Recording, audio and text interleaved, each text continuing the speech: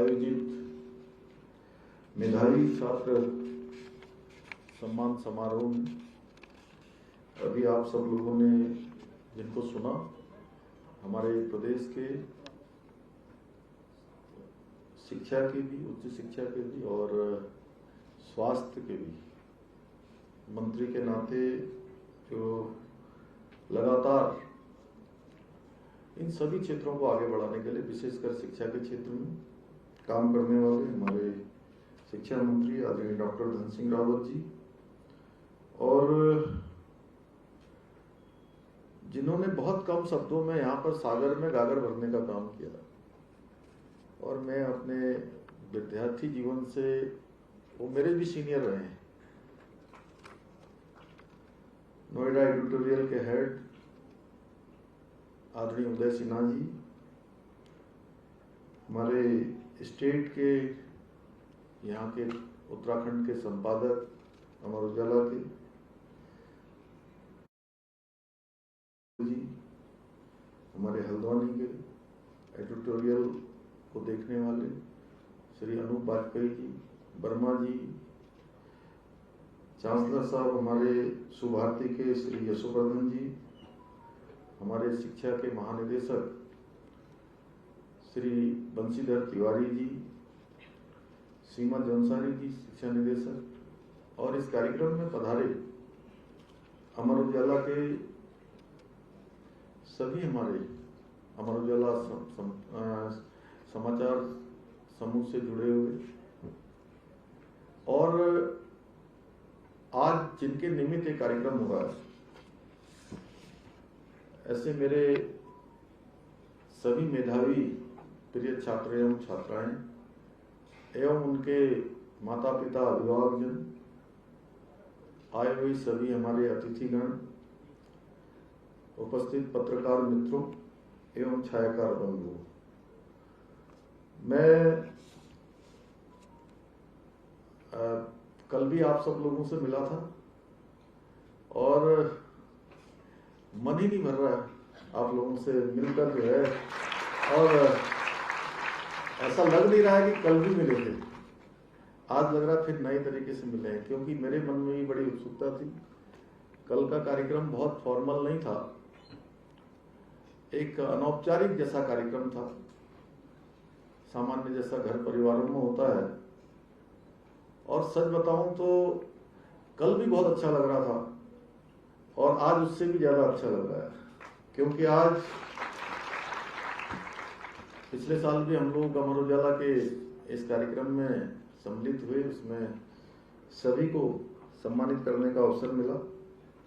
मैं आज के कार्यक्रम के लिए देश के चुनिंदा अखबार समूहों में से एक अमर उजाला द्वारा सम्मानित किए गए सभी छात्र एवं छात्राओं को अपनी ओर से बधाई देना चाहता हूं। आप सबके उज्जवल भविष्य की कामना करता हूं, और इसके साथ ही ये जो शानदार पहल अमर उजाला के द्वारा प्रत्येक वर्ष की जाती है, इस शानदार पहल के लिए अमर उजाला की पूरी टीम को अपनी ओर से बहुत बधाई देता हूं।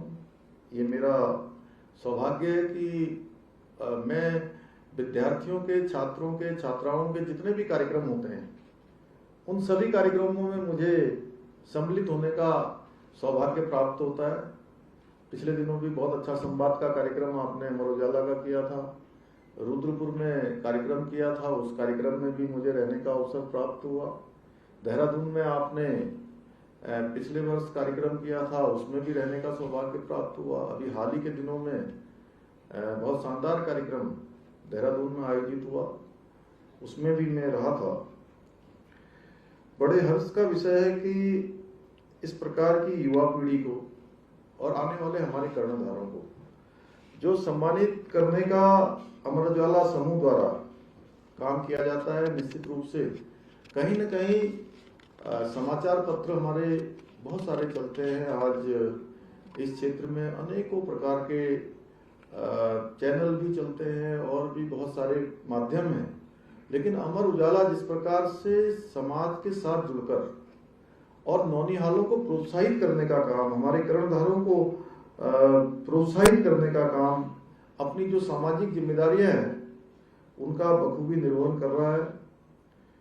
मुझे प्रसन्नता है कि जहां एक और अमर उजाला द्वारा प्रतिवर्ष अतुल माहेश्वरी छात्रवृत्ति प्रतियोगिता के माध्यम से विद्यार्थियों को छात्रवृत्ति दी जा रही है, वहीं जो हमारे दिव्यांग हैं उनको स्वर्गीय डोरीलाल जी की स्मृति में भी विशेष छात्रवृत्ति देने का काम अमर उजाला समूह द्वारा किया जाता है। मुझे यह भी बताया गया कि अमर उजाला समूह रक्तदान शिविरों का भी लगातार आयोजन करता है।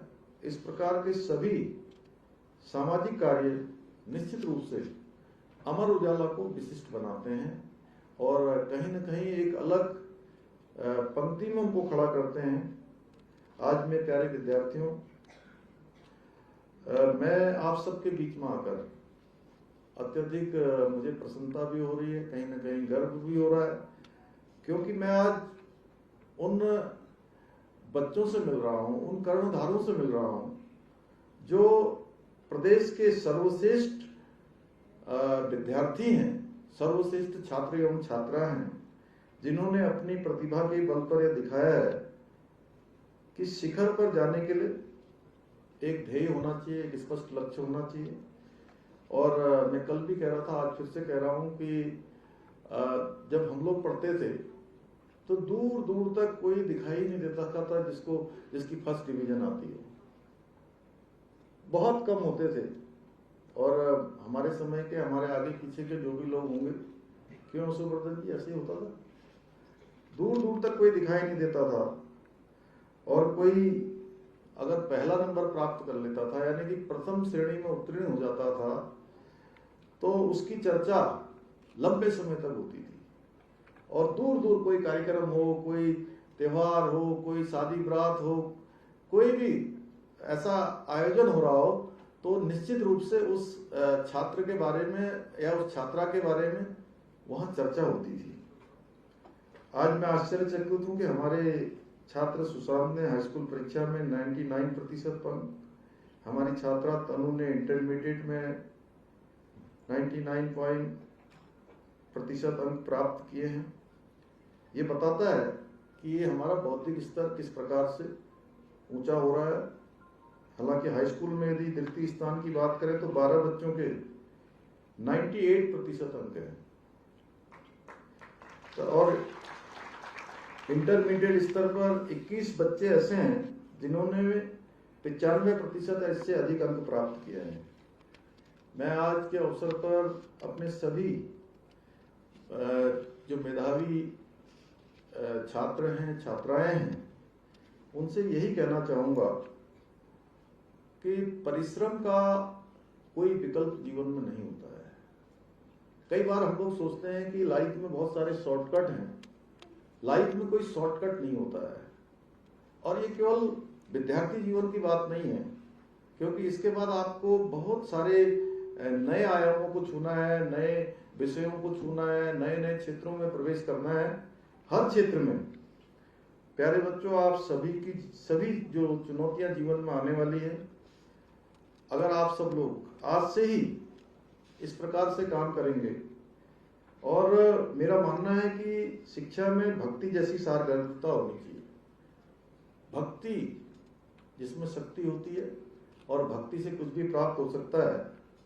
अहंकार कदापि नहीं होना चाहिए। कई बार अहंकार हमको जो है बहुत नुकसान कर देता है, क्योंकि भक्ति के द्वारा रावण ने कैलाश पर्वत तक उठा लिया था, और अहंकार से वशीभूत होकर वो अंगद के पैर को भी नहीं हिला पाया था। और इसलिए अगर आपने ये सोच लिया कि अब तो 99% आ गए हैं, 98% आ गए हैं, 97 आ गए हैं, 96 आ गए हैं, 95 आ गए हैं, तो अब मेहनत करने की जरूरत नहीं है। अगर ऐसा मन में भाव आ जाएगा तो ये निश्चित मानिए कि आने वाले समय में आपको मुश्किल होगी। मैं आपसे स्पष्ट कहना चाहता हूं, और मैं यहाँ पर आया हूं आपके बीच में, तो जो मेरे जीवन का जितना मैंने कुछ थोड़ा बहुत जो भी सीखा है वो मैं आप सबसे साझा करना चाहता हूँ। मैं यहाँ पर कोई भाषण देने के लिए नहीं आया हूँ। मैं जब भी विद्यार्थियों के बीच में जाता हूँ तब मुझे लगता है कि मैं भी अभी विद्यार्थी हूँ, और ठीक है, मैं आपका जैसा विद्यार्थी तो मैं नहीं बन सकता हूँ, धन सिंह जी भी नहीं बन सकते अब, और उदय जी भाई साहब तो बन ही नहीं सकते क्योंकि ये हमसे पहले के विद्यार्थी हैं। लेकिन वैसे विद्यार्थी व्यक्ति पूरे जीवन भर रहता है, संपूर्ण जीवन भर, जब तक उसके जीवन का अंतिम दिन ना आ जाए, अंतिम क्षण ना आए, तब तक कुछ सीखता रहता है। लेकिन आपका जैसा विद्यार्थी अब हम लोग नहीं बन सकते, इस तरह से क्लास में नहीं बैठ सकते, इस तरह से शिक्षा प्राप्त करने के लिए नहीं जा सकते। इसलिए ये समय भी आपको दोबारा नहीं मिलने वाला है। प्यारे बच्चों, यह जीवन की आपकी जो है पहली सीढ़ी है, और आगे जीवन की प्रत्येक सीढ़ी पर आपको चुनौतियां भी मिलने वाली हैं, जिनको आपने अपने विवेक से, बुद्धि से और माता पिता के आशीर्वाद से, गुरुजनों के आशीर्वाद से उस पर पार पाना है। और मैं कहना चाहता हूं कि मैंने पहले ही कहा कि कई बार हम शॉर्टकट के चक्कर में पड़ते हैं। शॉर्टकट कुछ होता नहीं है, और संकल्प का कोई विकल्प नहीं होता है। इसलिए लगातार मेहनत करनी है। प्रश्न पत्र के माध्यम से ही जीवन में हमेशा परीक्षा नहीं आती है। ये तो हमारा तैयार एक वो होता है कि ये प्रश्न पत्र आने वाला है, उसका हमारा सिलेबस होता है, उसकी हम लगातार तैयारी करते हैं। कई बार ऐसी चुनौतियां आती हैं जिनका समाधान हमें अपनी पूरी बुद्धि, विवेक, मेधा लगाकर ही उसको पार पाया जा सकता है। आज आप सभी विद्यार्थियों का इस सम्मान आपके लिए प्रोत्साहन का अवसर है, और इससे प्रेरणा लेकर आप अब समाज के विभिन्न क्षेत्रों में जाने वाले हैं। आप लोगों में से कोई प्रशासनिक सेवा में जाएगा, कोई डॉक्टर बनेगा, कोई इंजीनियर बनेगा, कोई वैज्ञानिक बनेगा, कोई शिक्षक बनेगा, कोई खिलाड़ी बनेगा, कोई लेखक बनेगा, कोई बड़ा पत्रकार बनेगा, कोई कलाकार बनेगा। और समाज के जिस क्षेत्र में भी जाओ, मैं तो आपसे हमेशा कहता हूं, पिछली बार के जो मेधावी छात्र और छात्राएं थे, उन सबसे मैंने कहा कि आप सब लोग विभिन्न विभिन्न क्षेत्रों में जाकर नेता बनिए। अब आप सब लोग सोच रहे होंगे कि मैं यहां से कह रहा हूं नेता बनिए। नेता जानते हैं ना कौन होता है? नेता वो होता है, लीडर वो होता है जो नेतृत्व करता है। और ये जरूरी नहीं है कि जैसे नेता हम लोग यहाँ पर आपके सामने आ गए, कुर्ता पजामा पहन रखा है, धन सिंह जी बैठे हैं, ऐसे भी 2-4 लोग बन जाएंगे तो कोई बुराई नहीं है। लेकिन जिस क्षेत्र में जाइए, उस क्षेत्र में नेतृत्व देने का काम, उस क्षेत्र में अपना सर्वोत्तम देने का काम, यानी कि अपना काम सबसे अच्छे तरीके से करना, सबको दिशा देने का काम, सबको रास्ता दिखाने का काम जो करता है उसको नेता कहते हैं। इसलिए मैंने कहा कि जिस क्षेत्र का भी आप चयन करिए, अगर डॉक्टर बनिए तो बहुत अच्छे डॉक्टर बनिए, इंजीनियर बनिए तो बहुत अच्छे इंजीनियर बनिए, पत्रकार बनिए तो बहुत अच्छे पत्रकार बनिए, व्यापारी बनिए तो उसमें भी नंबर 1 पे बनिए, वैज्ञानिक बनिए तो उसमें भी नंबर 1 पर आइए, किसान बनिए तो किसान में भी जो है नई नई टेक्निक का उपयोग करते हुए सबको एक नया रास्ता दिखाने का काम करिए। यानी जिस क्षेत्र का भी चयन करें, समाज सेवा के क्षेत्र में जाएं तो उस क्षेत्र में भी जो है अपना एक नया रास्ता आप बनाइए। आप सभी जानते हैं कि किसी भी देश का सामाजिक एवं आर्थिक विकास उस देश में विद्यार्थियों को मिलने वाली जो शिक्षा है उसकी जो क्वालिटी है उस पर निर्भर करता है। इसलिए हमारे आदरणीय प्रधानमंत्री जी ने, आदरणीय नरेंद्र मोदी जी ने विचार किया इस पर, और समय रहते भारतीय शिक्षा के क्षेत्र में जो अनेकों प्रकार के संकट थे उन सभी को दूर करने के लिए उन्होंने काम किया, क्योंकि वो जानते थे अगर इसको समय पर पूरा नहीं किया गया तो देश पीछे छूट जाएगा, विकास की दौड़ में भी, शिक्षा के क्षेत्र में भी।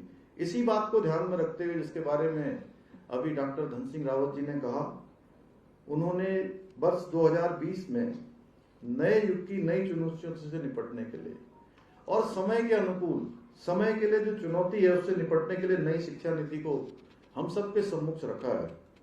नई शिक्षा नीति से जहां एक और स्कूली शिक्षा, उच्च शिक्षा को नए आयाम प्राप्त होंगे, वहीं इससे सभी वर्ग के लोगों को समानता के आधार पर शिक्षा प्राप्त करने के अवसर भी प्राप्त होंगे। अभी कल आप सब लोग बहुत सारी बातें रख रहे थे और उनका समाधान नई शिक्षा नीति में है। उसको हमें शिक्षा मंत्री जी ने कल बताया भी आपको। स्कूली स्तर पर कौशल विकास से युवा कार्य कुशल बनेंगे। नई शिक्षा नीति के माध्यम से बच्चों को रोजगार परक शिक्षा के साथ साथ प्रतियोगी परीक्षाओं में भी सफलता प्राप्त करने में सहायता प्राप्त होगी। साथ ही शोध एवं अनुसंधान को भी बढ़ावा मिलेगा। विद्यार्थियों में उनके अंदर जो साइंस एंड टेक्नोलॉजी के प्रति भी एक शोध विकसित होगी। आप सभी को मुझे ये बताते हुए खुशी हो रही है कि नई शिक्षा नीति को लागू करने वाला उत्तराखंड देश का प्रथम राज्य है जिसने स्कूली शिक्षा में नई शिक्षा नीति को लागू किया है।